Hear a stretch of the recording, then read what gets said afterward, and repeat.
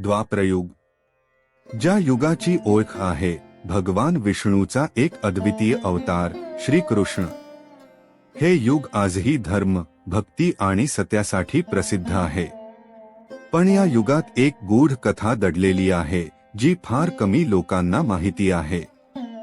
या गूढात 3 कृष्णांची अनोखी कथा दडली आहे. आश्चर्य म्हणजे महाभारताच्या काळात केवळ एक नाही तर 3 कृष्ण होते. पण मग आपण फक्त एका कृष्णाला का ओळखतो? ही कथा फक्त ऐकण्यापुरती नाही तर तिच्या रहस्यात दडलेला अर्थ समजून घेण्यासाठी आहे. चला या रहस्याचा उलगडा करूया. पहिले कृष्ण, सत्याचा मार्गदर्शक भगवान श्रीकृष्ण. पहिल्या कृष्णाची कथा आपण लहानपणापासून ऐकता आलो आहोत. ते नंदगामवचे कान्हा, गोकुळातील मुरलीधर, ज्यांनी बाललीलांनी आपल्या मनात स्थान मिळवलं.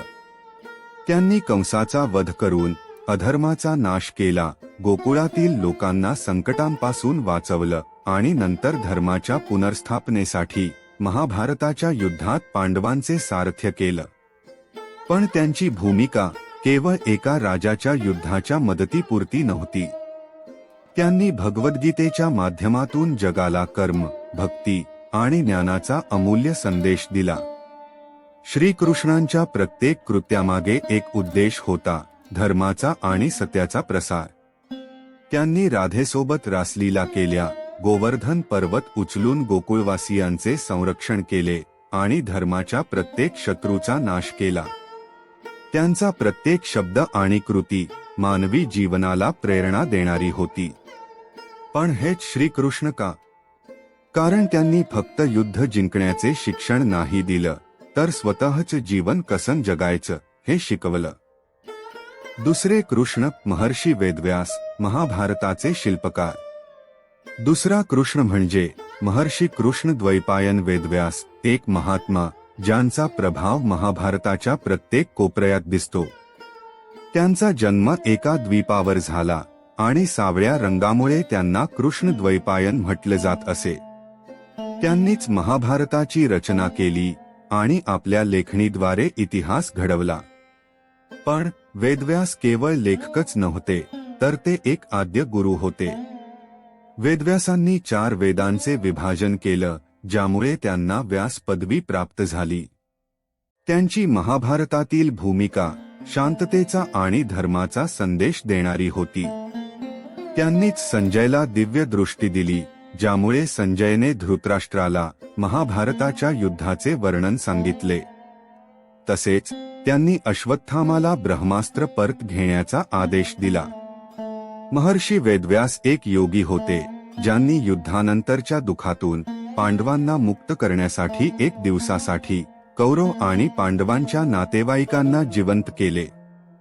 वेदव्यासांनी फक्त ज्ञानाचा प्रकाश दिला नाही, तर कर्म आणि श्रद्धेचा आदर्शही उभा केला.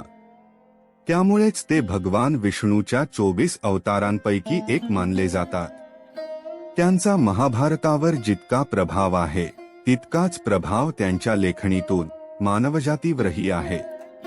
तिसरे कृष्ण नकली कृष्ण, पौंड्रक वासुदेव. तिसरा कृष्ण मात्र एक गंभीर, धूर्त आणि हास्यास्पद पात्र आहे. तो होता पौंड्रक वासुदेव, पुंड्र देशाचा राजा. त्याला दरबारातील चाटुकार आणि मूर्ख लोकांनी खोटा विश्वास दिला की तोच खरा वासुदेव आहे आणि श्रीकृष्ण केवळ गवळी आहे. पौंड्रकच्या मनात स्वतःच्या खोट्या श्रेष्ठत्वाची भावना निर्माण झाली. त्याने श्रीकृष्णासारखे कपडे घातले, नकली चक्र, शंख आणि मोरमुकुट परिधान केला. पण या मूर्ख राजाने एका टोकाला जाऊन श्रीकृष्णाला एक संदेश पाठवला, मीच खरा वासुदेव आहे. तुझं वासुदेवाचं नाव आणि अस्त्र सोडून दे, नाहीतर युद्धाला तयार राहा. हा संदेश ऐकल्यावरही श्रीकृष्ण हसले आणि त्याला दुर्लक्ष केलं. पण जेव्हा पौंड्रकने स्वतःला खोटा देव म्हणून मिरवायला सुरुवात केली, तेव्हा श्रीकृष्णाने त्याच्यावर युद्ध केलं. त्या युद्धात पौंड्रकाचा पराभव झाला आणि त्याचा अंत झाला. पौंड्रकाची कथा सत्य आणि असत्य यामधील फरक ओळखण्याचा संदेश देते. अहंकार आणि खोट्या विश्वासाने कसा नाश होतो याचा हा प्रत्यय आहे. द्वापरयुगातील हे 3 कृष्ण, भगवान श्रीकृष्ण, महर्षी वेदव्यास आणि नकली पौंड्रक, मानवी जीवनाचे विविध पैलू दाखवतात. भगवान श्रीकृष्ण सत्याचा आणि धर्माचा संदेश देतात. महर्षी वेदव्यास ज्ञान आणि विचारांच्या शक्तीचे प्रतीक आहेत. पौंड्रक अहंकाराचा आणि खोट्या विश्वासाचा विनाश दर्शवतो. या 3 कृष्णांच्या कथा आपल्याला शिकवतात की सत्याचा मार्ग कधीही सोडू नये, ज्ञानाची कद्र करावी आणि अहंकारापासून दूर राहावं. सत्य, धर्म आणि भक्ती यांची महत्त्वता या कथेतून अधोरेखित होते.